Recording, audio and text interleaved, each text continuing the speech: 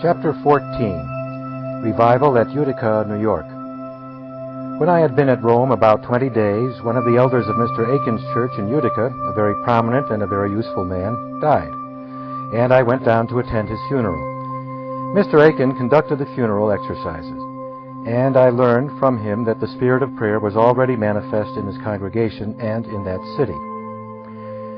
He told me that one of his principal women had been so deeply exercised in her soul about the state of the church and of the ungodly in that city that she had prayed for 2 days and nights almost incessantly until her strength was quite overcome, that she had literal travail of soul to such an extent that when her own strength was exhausted, she could not endure the burden of her mind unless somebody was engaged in prayer with her, upon whose prayer she could lean, someone who could express her desires to God.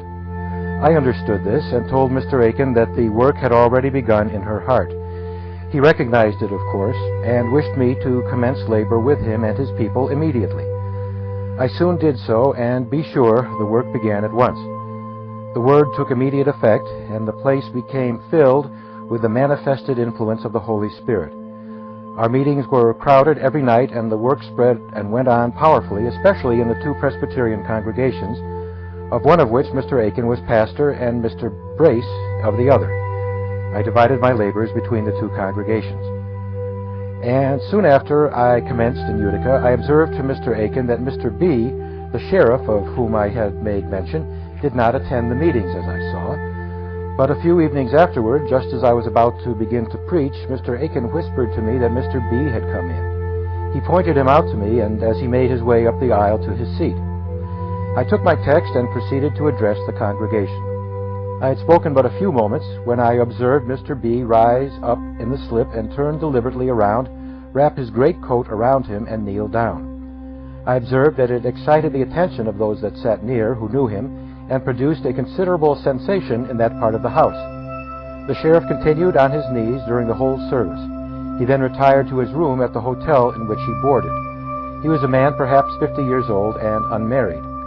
He afterwards told me that his mind was greatly burdened when he went home and brought up the subject to which he had been listening. I had pressed the congregation to accept Christ just as he was presented in the gospel. The question of the present acceptance of Christ and the whole situation in regard to the sinner's relation to him and his relation to the sinner had been the subject of discourse. He said that he had treasured up in his mind the points that had been made, and that he presented them solemnly before himself and said, "My soul, will you consent to this? Will you accept Christ and give up sin and give up yourself? And will you do it now?" He said he had thrown himself in the agony of his mind upon his bed. He made this point with himself and conjured his soul to accept now and here. Right there, he said, his distress left him so suddenly that he fell asleep and did not wake for several hours. When he did awake, he found his mind full of peace and rest in Christ. And from this moment he became an earnest worker for Christ among his acquaintances. The hotel at which he boarded was at that time kept by a Mr. S. The Spirit took powerful hold in that house. Mr. S. himself was soon made a subject of prayer and became converted, and a large number of his family and of his boarders. Indeed, that largest hotel in the town became a center of spiritual influence, and many were converted there. The stages, as they passed through, stopped at the hotel, and so powerful was the impression in the community that I heard of several cases of persons that just dropped for a meal or to spend the night being powerfully convicted and converted before they left the town.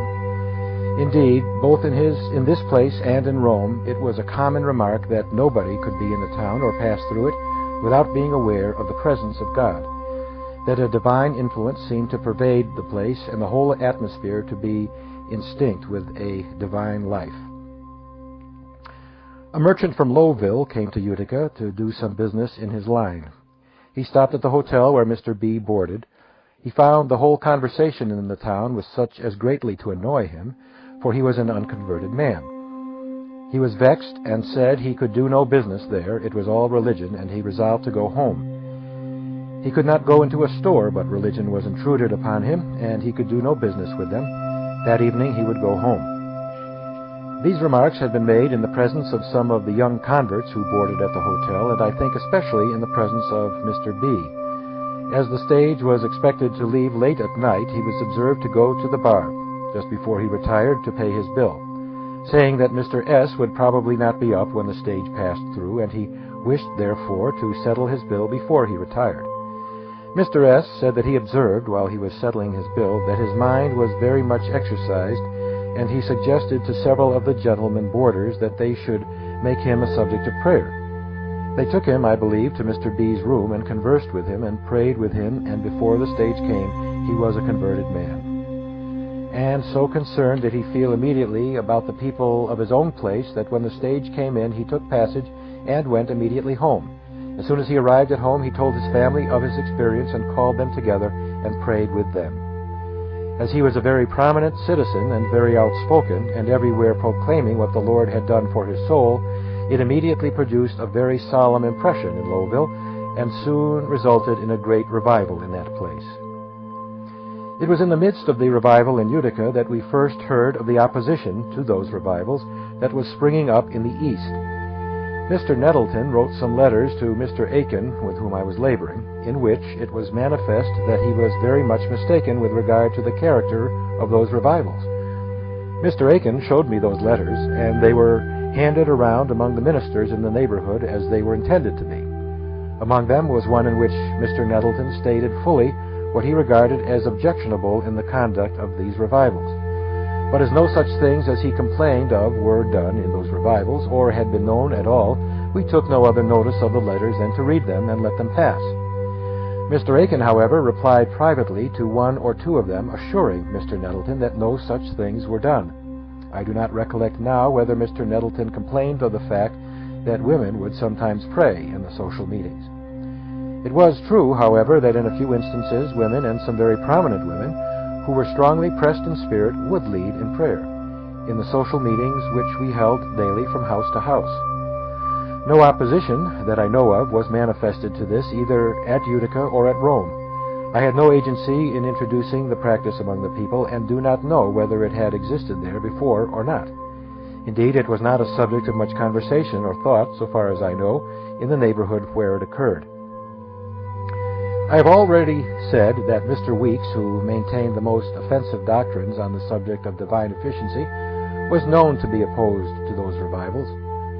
For the information of those who may not know that any such doctrines were ever held, I would say that Mr. Weeks, and those that agreed with him, held that both sin and holiness were produced in the mind by a direct act of almighty power, that God made men sinners or holy at his sovereign discretion, but in both cases by a direct act of almighty power, an act as irresistible as that of creation itself, that in fact God was the only proper agent in the universe, and that all creatures acted only as they were moved and compelled to act by his irresistible power, that every sin in the universe, both of men and of devils, was the result of a direct, irresistible act on the part of God.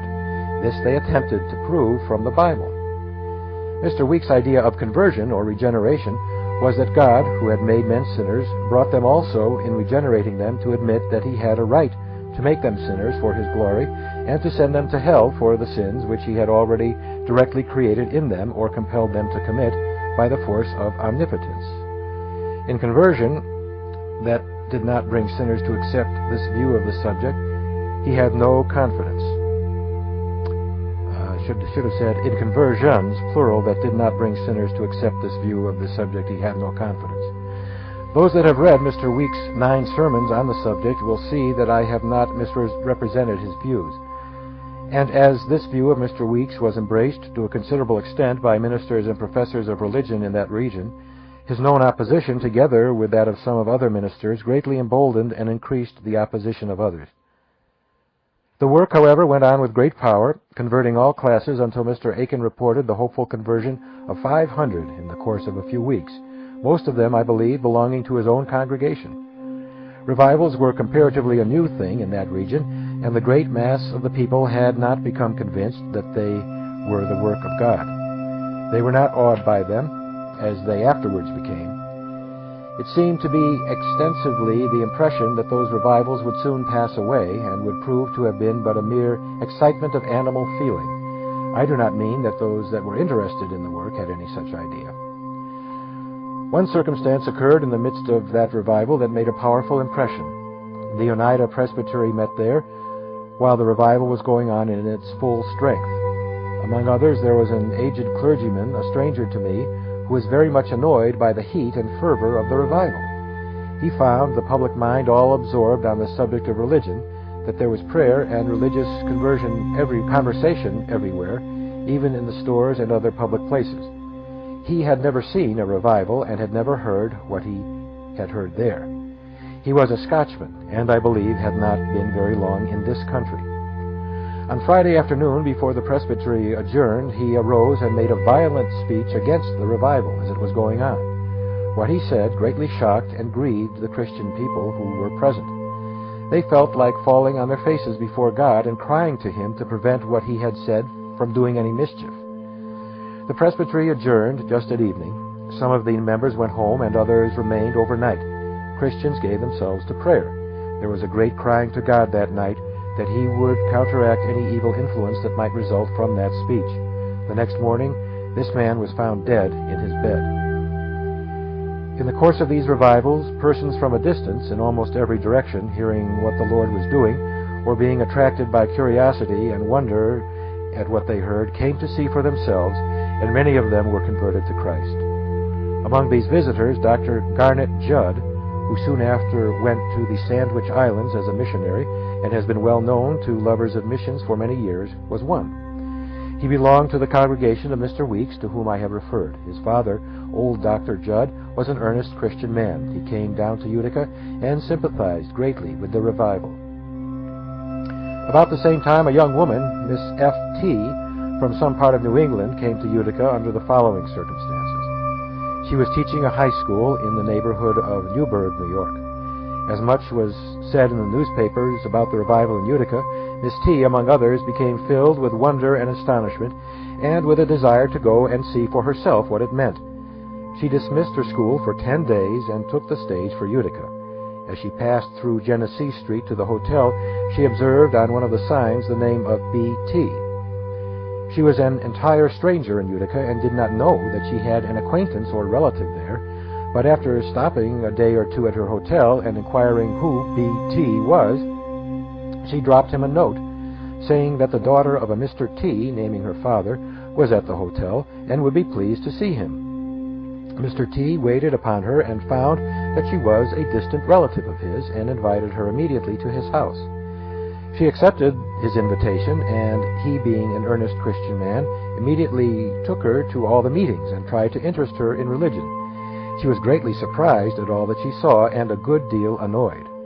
She was an energetic, highly cultivated, and proud young lady, and the manner in which the people conversed with her and pressed upon her the necessity of immediately giving her heart to God very much disturbed her. The preaching which she heard from night to night took a deep hold upon her. The guilt of sinners was largely insisted upon, and their desert and danger of eternal damnation were made prominent in what she heard. This aroused her opposition, but still the work of conviction went powerfully on in her heart.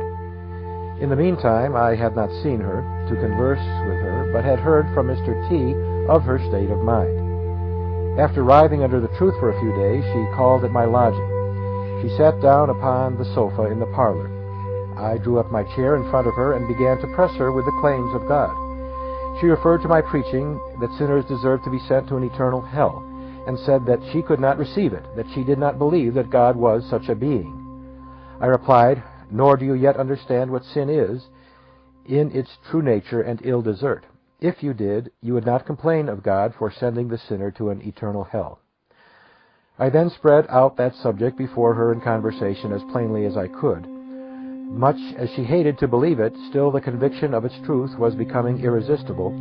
I conversed in this strain for some time until I saw that she was ready to sink under the ripened conviction, and then I turned and said a few words about the place which Jesus holds and what is the real situation of things in regard to the salvation of those who thus deserved to be damned. Her countenance waxed pale in a moment after she threw up her hands and shrieked, and then fell forward upon the arm of the sofa and let her heart break. I think she had not wept at all before. Her eyes were dry, her countenance haggard and pale, her sensibility all locked up. But now the floodgates were opened, and and she let her whole gushing heart out before God. I had no occasion to say any more to her. She soon arose and went to her own lodgings. She almost immediately gave up her school, offered herself as a foreign missionary, was married to a Mr. Gulick, and went out to the Sandwich Islands, I think, at the same time that Dr. Judd went out. Her history as a missionary is well known. She has been a very efficient missionary and has raised several sons who are also missionaries. While making my home in Utica, I preached frequently in New Hartford, a village 4 miles south of Utica. There was a precious and powerful work of grace, a Mr. Coe being at the time pastor of the Presbyterian Church. I preached also at Whitesboro, another beautiful village 4 miles west of Utica, where also was a powerful revival. The pastor, Mr. John Frost, was a most efficient laborer in the work. A circumstance occurred in this neighborhood which I must not fail to notice. There was a cotton manufactory on the Oriskany Creek, a little above Whitesboro, a place now called New York Mills. It was owned by a Mr. W., an unconverted man, but a gentleman of high standing and good morals. My brother-in-law, Mr. G.A., was at that time superintendent of the factory. I was invited to go and preach at that place, and went up one evening and preached in the village schoolhouse, which was large and was crowded with hearers. The word, I could see, took powerful effect among the people, especially among the young people who were at work in the factory. The next morning, after breakfast, I went into the factory to look through it. As I went through, I observed that there was a great deal of agitation among those who were busy at their looms and their mules and other implements of work. On passing through one of the apartments where a great number of young women were attending to their weaving, I observed a couple of them eyeing me and speaking very earnestly to each other, and I could see that they were a good deal agitated, although they both laughed. I went slowly toward them. They saw me coming and were evidently much excited. One of them was trying to mend a broken thread, and I observed that her hands trembled so that she could not mend it. I approached slowly, looking on each side at the machinery as I passed, but observed that this girl grew more and more agitated and could not proceed with her work. When I came within 8 or 10 feet of her, I looked solemnly at her. She observed it and was quite overcome and sunk down and burst into tears. The impression caught almost like a powder, and in a few moments nearly all the room were in tears. This feeling spread through the factory. Mr. W., the owner of the establishment, was present, and seeing the state of things, he said to the superintendent, "Stop the mill and let the people attend to religion, for it is more important that our souls should be saved than that this factory run." The gate was immediately shut down, and the factory stopped. But where should we assemble? The superintendent suggested that the mule room was large, and the mules being run up, we could assemble there. We did so, and a more powerful meeting I scarcely ever attended. It went on with great power. The building was large and had many people in it, from the garret to the cellar. The revival went through the mill with astonishing power, and in the course of a few days nearly all the mill were hopefully converted. As much has been said about the hopeful conversion of Theodore D. Weld at Utica, it may well be for me to give a correct report of the facts. He had an aunt, Mrs. C., living in Utica, who was a very praying, godly woman. He was the son of an emigrant clergyman in New England, and his aunt thought he was a Christian. He had used to lead her family in its worship. Before the commencement of the revival, he had become a member of Hamilton College at Clinton. The work at Utica had attracted so much attention that many persons from Clinton, and among the rest some of the professors of the college, had been down to Utica and had reported what was doing there, and a good deal of excitement had resulted. Weld had held a very prominent place among the students of Hamilton College and had very great influence. Hearing what was going on at Utica, he became very much excited, and his opposition was greatly aroused. He became quite outrageous in his expressions of opposition to the work, as I understood. This fact became known in Utica, and his aunt, with whom he had boarded, became very anxious about him. To me, he was an entire stranger. His aunt wrote him and asked him to come home and spend the Sabbath, hear the preaching, and become interested in the work. He at first declined, but finally got some of the students together and told them that he had made up his mind to go down to Utica, that he knew it must be fanaticism or enthusiasm, that he knew it would not move him, they would see that it would not. He came full of opposition, and his aunt soon learned that he did not intend to hear me preach. Mr. Aiken had usually occupied the pulpit in the morning, and I in the afternoon and evening. His aunt learned that he intended to go to Mr. Aiken's church in the morning when he expected Mr. Aiken to preach, but that he would not go in the afternoon or evening because he was determined not to hear me. In view of this, Mr. Aiken suggested that I should preach in the morning. I consented, and we went to the meeting. Mr. Aiken took the introductory exercises as usual. Mrs. C. came to meeting with her family, and among them Mr. Weld. She took pains to have him so seated in the slip that he could not get out well without herself and one or two other members of the family stepping out before him, for she feared, as she said, that he would go out when he saw that I was going to preach. I knew that his influence among the young men of Utica was very great, and that his coming there would have a powerful influence to make them band together in opposition to the work. Mr. Aiken pointed him out to me as he came in and took his seat. After the introductory exercises, I arose and named this text, "One sinner destroyeth much good." I had never preached from it or heard it preached from, but it came home with great power to my mind, and this fact decided the selection of the text. I began to preach and show in a great many instances how one sinner might destroy much good, and how the influence of one man might destroy a great many souls. I suppose that I drew a pretty vivid picture of Weld, and of what his influence was, and what mischief he might do.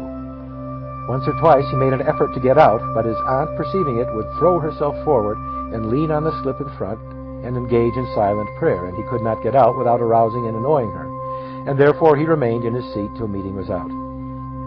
The next day I called at a store in Genesee Street to converse with some people there, as it was my custom to go from place to place for conversation. And whom should I find there but Weld? He fell upon me very unceremoniously, and I should think for nearly or quite an hour talked to me in a most abusive manner. I had never heard anything like it. I got an opportunity to say but very little to him myself, for his tongue ran incessantly. He was very gifted in language. It soon attracted the attention of all that were in the store, and the news ran along the streets, and the clerks gathered in from the neighboring stores and stood to hear what he had to say. All business ceased in the store, and all gave themselves up to listening to his vituperation. But finally I appealed to him and said, "Mr. Weld, are you the son of a minister of Christ, and is this the way for you to behave?" I said a few words in that direction, and I saw that it stung him, and throwing out something very severe, he immediately left the store. I went out also and returned to Mr. Aiken's, where for the time I was lodging.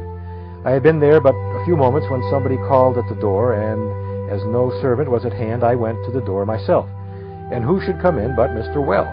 He looked as if he would sink. I began immediately to make the most humble confession and apology for the manner in which he had treated me. He began to make immediately the most humble and confession apology for the manner in which he had treated me, and expressed himself in the strongest terms of self-condemnation.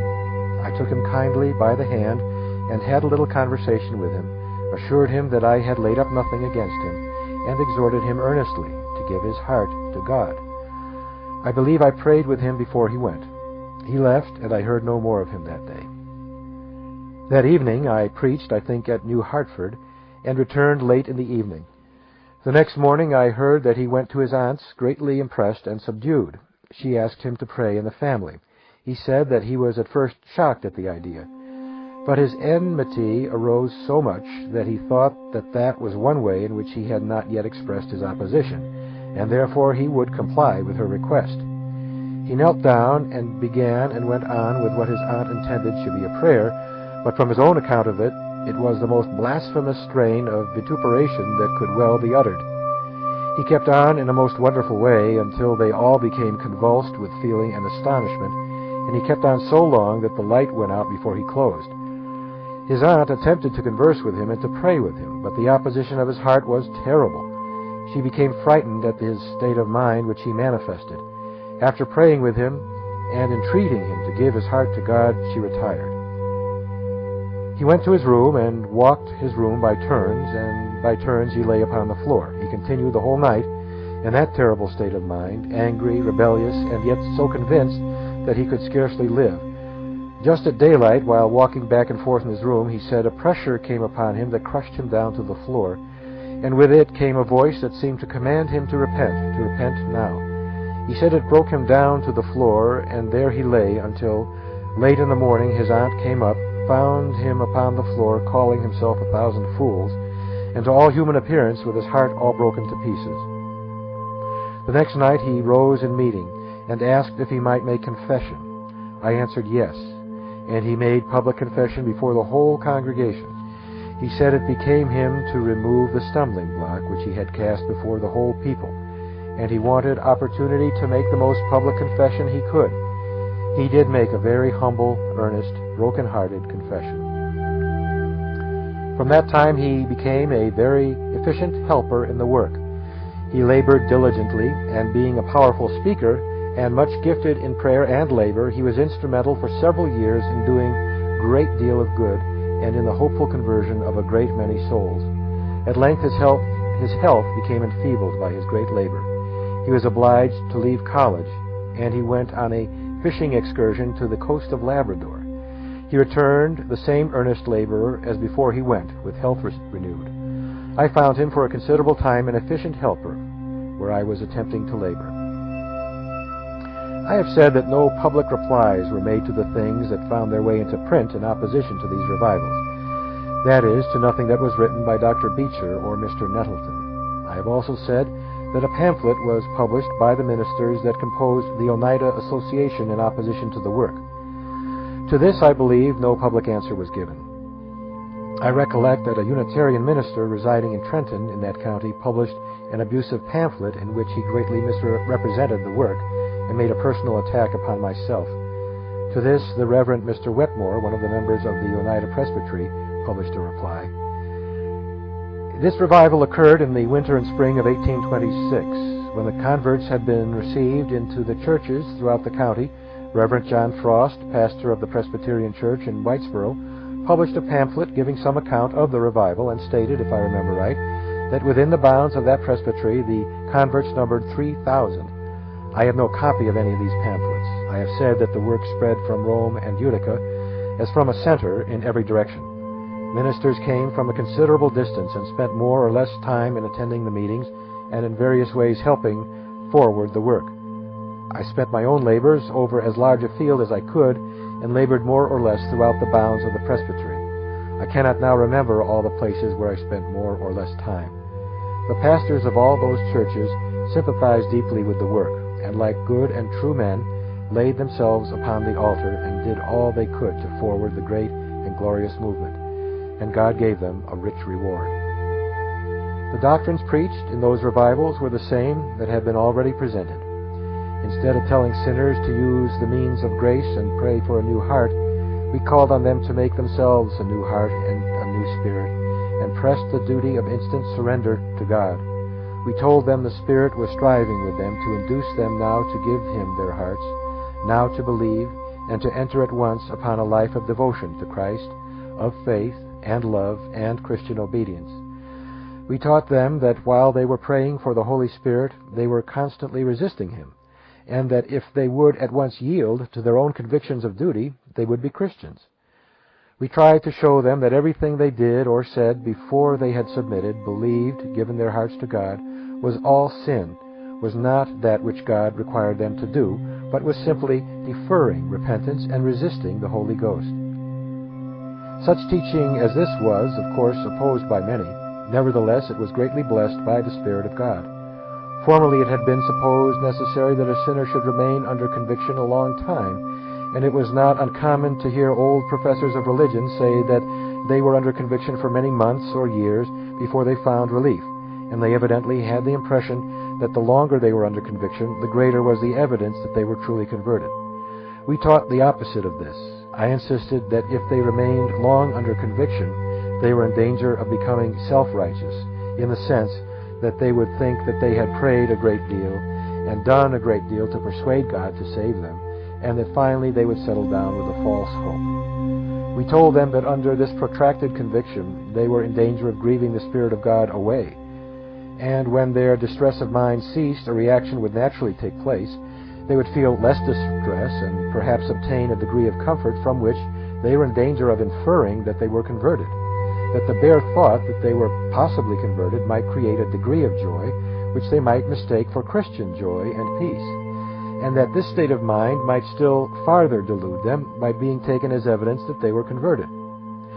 We tried thoroughly to dispose of this false teaching. We insisted then, as we have done ever since, on immediate submission, as the only thing that God could accept at their hands, and that all delay, under any pretext whatever, was rebellion against God.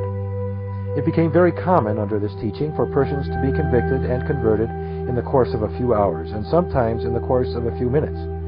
Such sudden conversions were alarming to many good people, and of course they predicted that the converts would fall away and would prove not to be soundly converted. But the event proved that among those sudden conversions were some of the most influential Christians that ever have been known in that region of country, and this has been in accordance with my own experience through all my ministry. I have said that Mr. Aiken privately replied to some of Mr. Nettleton's and Dr. Beecher's letters. Some of Dr. Beecher's letters at the time found their way into print, but no public notice was taken of them. Mr. Aiken's replies, which he sent through the mail, seemed to make no difference with the opposition of either Mr. Nettleton or Dr. Beecher. From a letter which Dr. Beecher wrote about this time to Dr. Taylor of New Haven, it appeared that someone had made the impression upon him that the brethren engaged in promoting those revivals were untruthful. In that letter he asserted that the spirit of lying was so predominant in those revivals that the brethren engaged in promoting them could not be at all believed. This letter of Dr. Beecher to Dr. Taylor found its way into print. If it should be republished at this day, the people of the region where those revivals prevailed would think it very strange that Dr. Beecher should, even in a private letter, ever have written such things of the ministers and Christians engaged in promoting those great and wonderful revivals.